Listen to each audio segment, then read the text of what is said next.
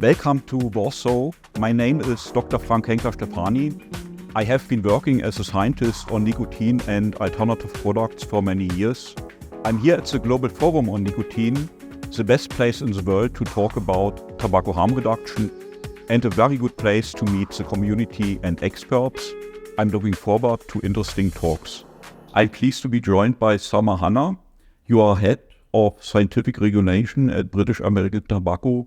Perhaps you can introduce yourself. What are you doing at BVTE and what are your main tasks and objectives? Sure. So I sit in our corporate and regulatory affairs function at BVTE.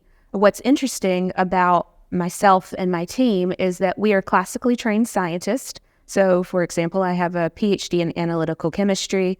Then within my team, I have toxicologists, pharmacists, physiologists, and engineers who work to take science from our R&D colleagues, who we like to joke produce science for scientists, and we contextualize that and we make science for everyone else so that it's suitable for engagement with regulators, Ministry of Health officials, and the general public.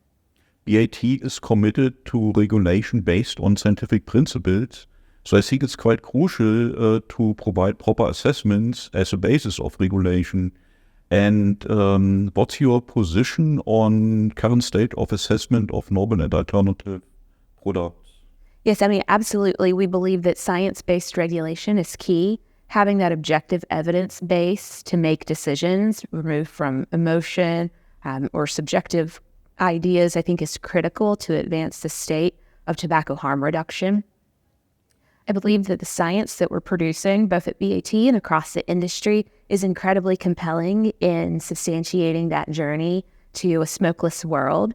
We see, it's very clear that removing the burning of a combusted cigarette into use of nicotine through reduced risk products substantially reduces the health impact associated with nicotine use. And we're very confident that, we're creating the evidence that's required to make that move to the smokeless world.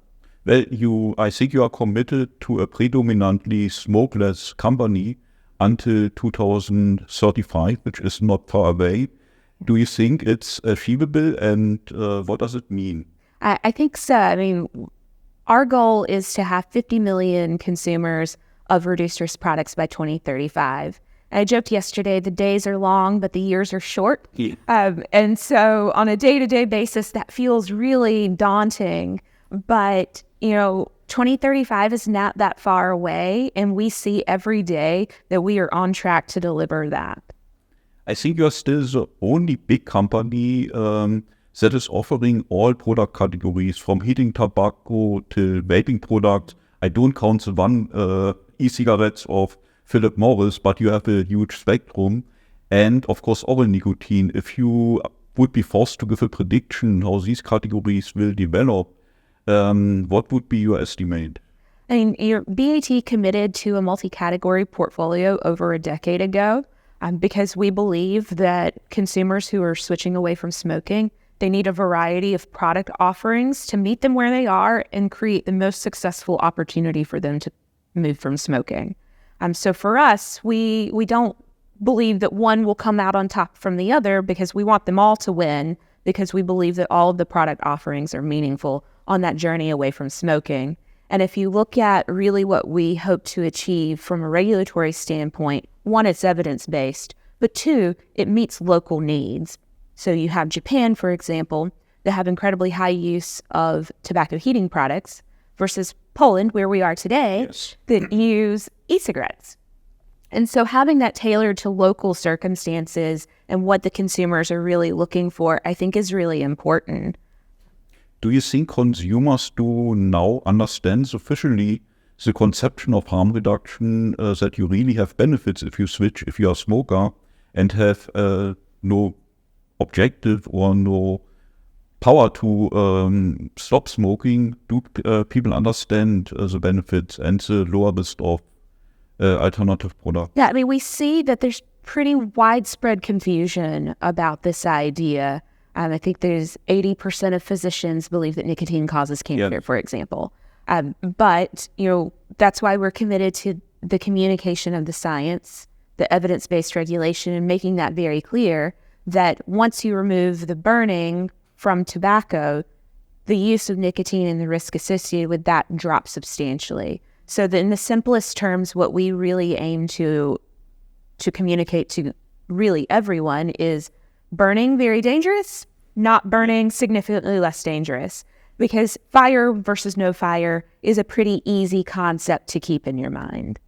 As a big company, of course, you are exploring many fields of business and you are running a program called Beyond Nicotine. Maybe you could just explain what your perspective and ideas are about other uses, other applications. I think that the Beyond Nicotine program is a very natural evolution of where the company's going overall on that journey to what does it mean to be a smokeless world and an operator in the smokeless world. You've got your historical cigarette business, moving away from that into a nicotine company, and then what comes next. And that's what Beyond Nicotine is really about. So for us, that's meeting consumer need states over the course of a day, where they would have historically used nicotine with things that are not nicotine. So for example, we have a functional beverage called Ride that was introduced in Australia and most recently in Austin, Texas in the US.